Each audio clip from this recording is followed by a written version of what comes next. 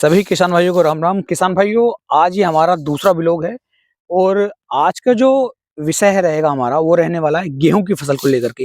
क्योंकि जो हम गेहूं की फसल की बुआई हमने की है, इसके अंदर खाद स्प्रे की जो लागत है वो काफी ज्यादा आ जाती है। लेकिन कभी कभी क्या करते हैं किसान भाई कि पानी जो है समय से नहीं दे पाते हैं। अगर मान लो 5 से 8 दिन 10 दिन का समय हमने गेहूं की फसल के अंदर पानी के अंदर खींच दिया, तो इससे जो है हमें बहुत सारा नुकसान देखने को मिल सकता है। तो गेहूं की फसल के अंदर अगर हम पहले पानी की बात कर लें, तो जब 21 से 25 दिन की अवस्था चलती है, उस समय पर जो है गेहूं के अंदर हमें पहला पानी लगा देना चाहिए। ये बिल्कुल सही समय रहता है गेहूं की फसल को पहला पानी लगाने का। अब दूसरे पानी की यदि बात करें, तो जब हमारी गेहूं की फसल लगभग 40 दिन 45 दिन की अवस्था पर चलती है, उस समय पर हमें दूसरा पानी लगा देना चाहिए। तीसरे पानी की जो डेट है, वो जो समय है, वो 60 से 65 दिन 70 दिन के आसपास का रहता है। ऐसे ही चौथा पानी हमें लगभग 85 दिन 90 दिन की अवस्था पर लगाना चाहिए। और आखिरी जो पानी हमें लगाना है, वो किसान भाई जब लगाना है जब हमारी जो गेहूं की फसल के अंदर बालियां अच्छी तरीके से भर जाती हैं। उस समय पर यदि हम आखिरी पानी लगाएंगे, तो हमारी जो गेहूं होगी ये सताव बिल्कुल नहीं मानेगी। जो दाना होगा वो काफी अच्छी तरीके से भर करके आएगा, दूध अच्छे से भरेगा, तो पैदावार भी हमारी गेहूं की काफी अच्छी वाली किसान भाई हमें देखने को मिल जाती है। तो कोशिश यही करनी है कि गेहूं की फसल के अंदर जो है हमें पानी समय से लगाना है। अब खादों की बात कर लें, तो पहला खाद जो है, जब हम पहला पानी लगा रहे हैं 21 से 25 दिन का, उस समय पर भी किसान भाइयों हमें जो है पहला खाद लगा देना चाहिए। और खाद में क्या डालना चाहिए? जो जिंक सल्फेट आती है 33% में, इसकी मात्रा कम से कम 6 किलो प्रति एकड़ के हिसाब से आपको ले लेनी है। यूरिया की मात्रा 45 किलोग्राम प्रति एकड़ के हिसाब से लेनी है। इन दोनों को मिला करके यदि हम पहला खाद डालते हैं और पानी चलाते हैं, तो बहुत बढ़िया रिजल्ट गेहूं की फसल हमें निकाल करके देती है। टिल्लिंग काफी शानदार हमें देखने को मिल जाती है, कल्ले काफी अच्छे देखने को मिल जाते हैं। कोशिश यही करनी है कि पहले खाद में हमें जिंक सल्फेट का उपयोग कर लेना चाहिए। अब दूसरा खाद कब देना चाहिए? तो जब 40 से 45 दिन की अवस्था आती है, हम दूसरा पानी दे रहे हैं, उस समय पर दूसरा खाद डाल देना चाहिए। अब दूसरा खाद कौन कौन सा डालो? देखो, कम से कम 40 से 50 किलोग्राम के हिसाब से तो आपको यूरिया डालना है, यानी कि एक बैग आप यूरिया का डाल सकते हैं। दूसरा, जैसे सागरिका आ रही है, बायोवीटा आ रही है, धनजाइम गोल्ड आ रहा है, इनमें से किसी भी एक की मात्रा आप 10 किलोग्राम प्रति एकड़ के हिसाब से ले लीजिए।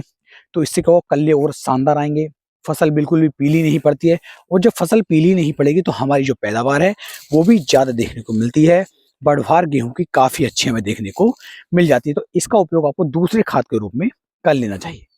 तीसरे खाद के रूप में किसान भी आप नॉर्मल यूरिया भी डाल सकते हैं। और यदि पीलापन गेहूं के ऊपर हमें दिख रहा है कि भी हाँ, हल्का सा पीलापन फिर भी आ रहा है बाई चांस, तो आप अमोनियम सल्फेट का उपयोग कर सकते हैं।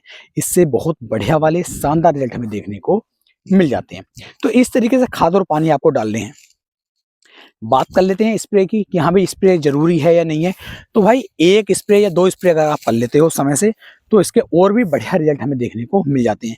जैसे क्या, एक पहला स्प्रे आपको कर लेना चाहिए एनपीके 19-19-19 का। इसके अंदर नाइट्रोजन, फास्फोरस, पोटास तीनों चीजें मिल रही हैं। तो इसका जो रिजल्ट है वो काफी बेहतर जो है हमें देखने को मिल जाता है। तो आप इसका उपयोग कर सकते हैं। इसकी मात्रा 1.5 किलोग्राम प्रति एकड़ के हिसाब से ले लो।